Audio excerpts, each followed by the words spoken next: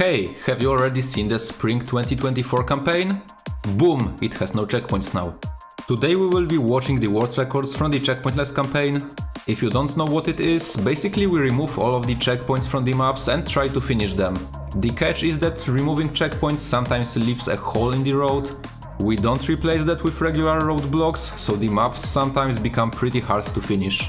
On map number 1 this is not the case, as this track only uses gate checkpoints, which are placed on top of an existing block, so removing them only removes the checkpoint arc. This map is essentially identical driving-wise as the normal track, and what's funny, the world record holder from the normal map also has a world record here. Checkpointless map is not as hunted as the OG map, so the times will be a bit behind. You can see on the screen how the records compare.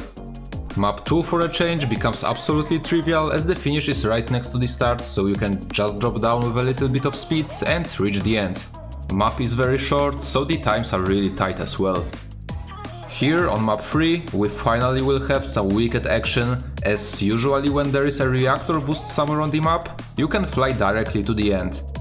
Monkboy used a different, faster setup for the start of the flight, so here we can also watch it from the perspective of the second best time.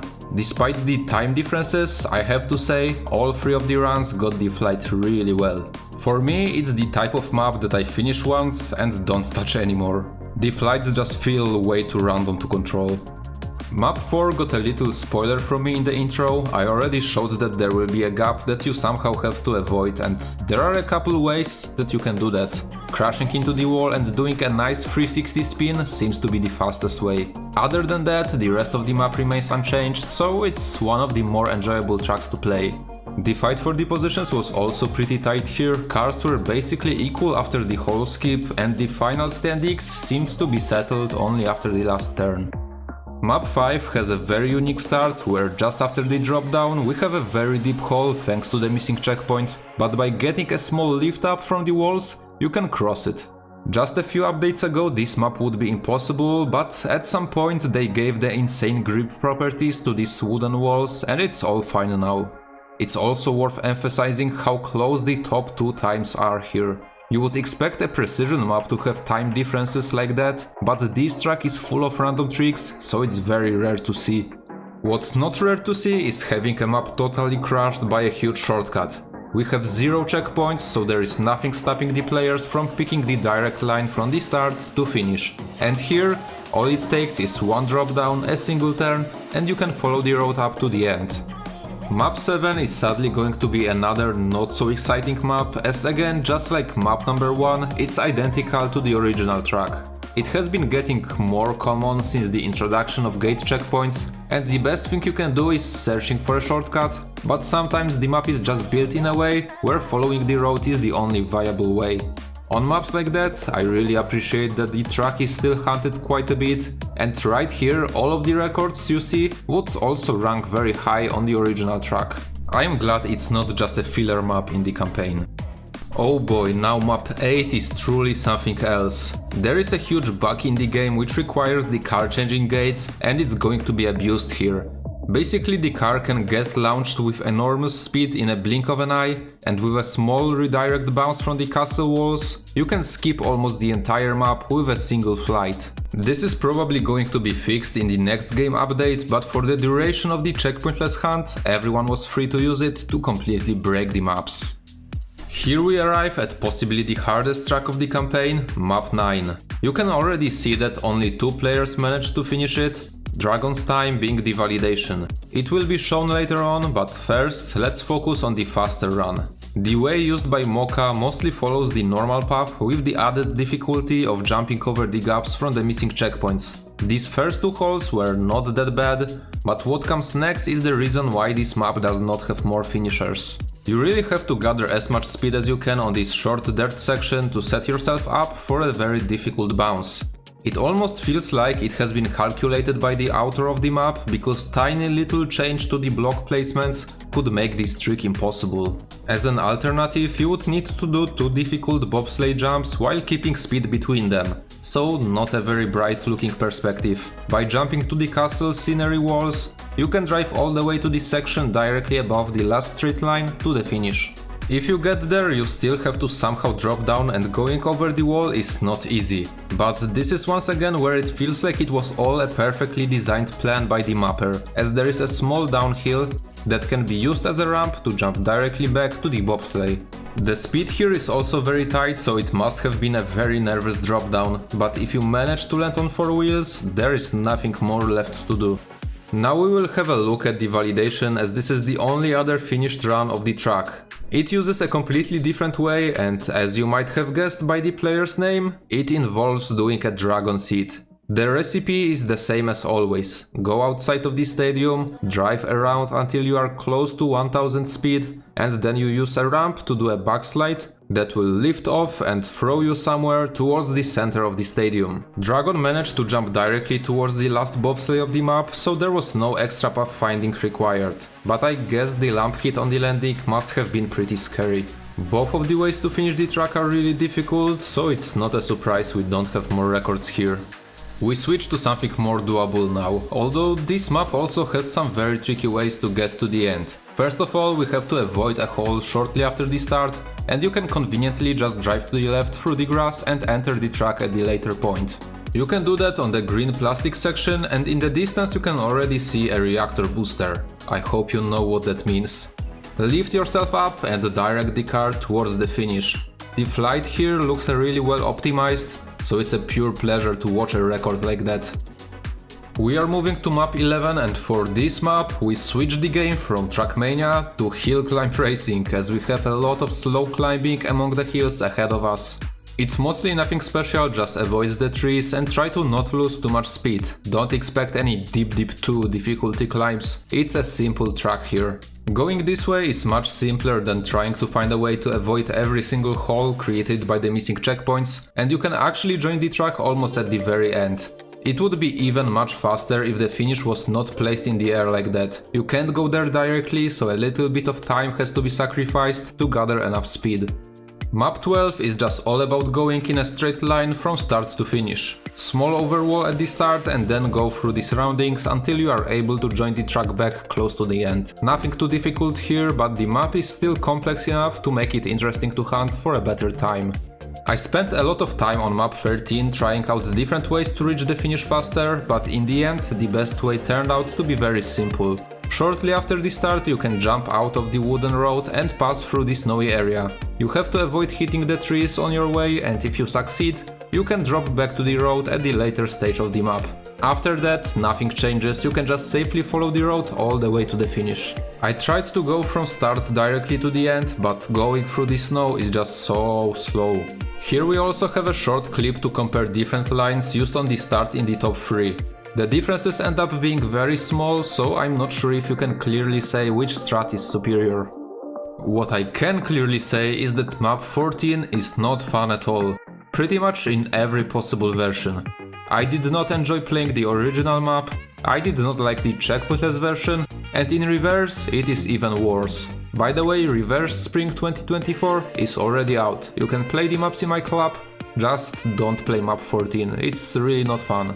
We are still going to watch the records as they look pretty good. Obviously they were hunted a lot. So far the map was mainly just about avoiding the holes, and it could be relatively easily done by just driving to the side whenever one was coming. After this long ice section there will be another hole, and this one I think is going to be the hardest one of them all. Actually I think only the first 2 positions actually went this route, that's also why the time gaps are so big. And there we go, just a full YOLO crash into the tree and hope that you bounce back to the road on the other side. That totally looks like a fun and consistent strategy to hunt, right? We are also going to watch this record by Snappy. It is 20 seconds slower but still made it to top 3. That can give you an idea of how difficult it is to get a fast run on this track. The way used here is also the one that was used on the validation, and I think most of the players probably used it for their finishes. I haven't really checked anyone from outside the top 3, so I can't tell for sure. Anyway, this will be a slow and boring section now, so I will go a bit off topic. I would like to thank you for all the feedback on my last campaign video. I surely found a lot of valuable tips among the comments, and I will try to make some good use of them. On this video I decided to focus mostly on the records because the maps are rather short, but that can change on reverse as the videos are usually almost twice as long in total. Anyway, we are jumping back to the map, so I just wanna point that I'm still not done experimenting with formats, so stay tuned and as always let me know what you think. And in the meantime I will let you know what I think about the rest of the maps from this video. For example, I think map 15 without any checkpoints is actually pretty cool. Right from the start you can jump backwards to skip a big section of the map, and after driving just for a few seconds you can make another huge shortcut. The finish is still kinda far away, so we sadly have to make some use of the roads for a while. That is, until we are met with this gap, which is actually pretty tricky to cross. From the few tries I did on this map, the bounce felt very inconsistent, but it's not very difficult to get it once to just grab the finish. The start at map 16 is interesting as we see some completely different lines. On this version there's actually no need to go through the red reactor boost platforms, and the second and third place did not take the extra gate at the start, and thanks to that they are currently ahead. So the start strategy from iCoco does not seem to be very optimal. Anyway, there is a huge shortcut near the end where you can go directly towards this small ramp that lets you jump into the finish. Map 17 is going to be very simple. It starts with an overwall, which is pretty easy to do with a rally car, and then you just want to pick the fastest path directly to the end. With some path finding you should reach the red booster, which will take you to the finish. Pretty easy map. Map 18 is also going to have a huge shortcut which starts right away. You have to go among the trees, through the grass, and we will be trying to get back to the roads, somewhere close to the end. The finish here is placed very high up, so the best you can do is reaching the area which actually leads to these sections higher up. So basically here. All that's left is a pretty fast wooden road part, identical as while playing the map normally. You just have to slow down a bit to not crash the turn, and the finish ring is straight ahead.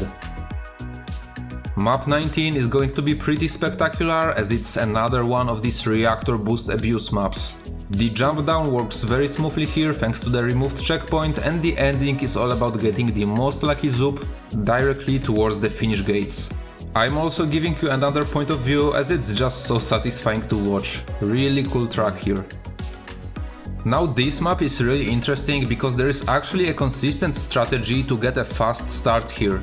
It was found by Leones and it's pretty simple. At roughly 2.5 seconds you start holding action key 2. In the top 3 it was not used by Reach, so huge props to him for actually getting so lucky. His start was actually the fastest out of the 3 players we are watching. The start is the most crucial part as you need to have good speed while traversing through the snow. For the rest of the run you have to drop down to the very last wooden road and then you just follow it until you reach the finish line. Okay, now it's time for some reactor boost action again. I know everyone loves this. The initial reactor boost we have right from the start is not enough, so you have to explore the map a bit to find the stronger one. And once you have it, then you can do anything. The flight here looks really tough actually. You can also try following the regular path instead, but it's obviously much slower and also rather difficult. We also have another view here for the second and third place because I think it's funny how they get almost the same time with completely different trajectories of the flights. Great runs by them all, good job. 22 is one of the super short ones. Just go backwards, drop down and drive towards the finish. Maps of these lengths usually have the closest fights in the podium and this is no exception, just look how tight that is. 23 has a nice crossroad shortly after the start and that lets you cut the early section of the map. And that's pretty much it when it comes to this track. All the other checkpoints are gates, so removing them does not impact the map at all. Nobody managed to find any other shortcuts, so to reach the finish you are forced to follow the regular path. The drivers did not want us to be bored, so they decided to give us a solid fight for the positions. And we can see just how close to each other they are. Leones dropped to the last place just as we are approaching the end. Everyone is doing the quarter pipe transfer, smooth landing, short wiggle for more speed, and he managed to snipe the opponents. That was an intense battle, and map 24 that we will watch right now is also going to be very interesting. It is actually one of the hardest maps of this campaign with only 5 drivers that managed to get a time in the leaderboards. The start is not so bad as you do a simple cut to skip a big section of the map, but then you have to get ready for a really tricky stunt. Well, it's not this one yet, this is just a rather simple jump over the hole, even though when I played the map myself I struggled a bit to be consistent on it. This road is not gonna have any surprises either, you just pass the turn easily and just keep in mind to gather a decent amount of speed. And this is where the fun begins, 180 spin into tail bounce, into plastic bounce, into smooth landing. I have watched this a dozen times and it still just feels so good. That was the hard part of the map. If it didn't seem that difficult, maybe you should try it yourself and get the 6th finish of the map. Surely it's a good challenge. Just like finishing map 25 is also a great challenge as it's a very unique type of track. For the start you don't wanna pick the fastest line to the finish, as you actually wanna grab the transformation gate to switch your vehicle to the rally car. The reason for that is very simple and you can see it right now. You have to climb a lot of layers of the grassy hills and that will be impossible or just significantly harder with the stadium car. Rally car can just climb it with ease. I also recommend joining layer climbing club if you want to play some training tracks. That skill might be useful at some point, you just never know. And just like that we have reached the end of the campaign. Here are the final standings, huge GG to all of the drivers, you did a really great job. I would like to thank everyone for playing the maps, thank you for watching the video to the end, and give a special shout out to my channel supporters. That's everything for today, have a good day, goodbye.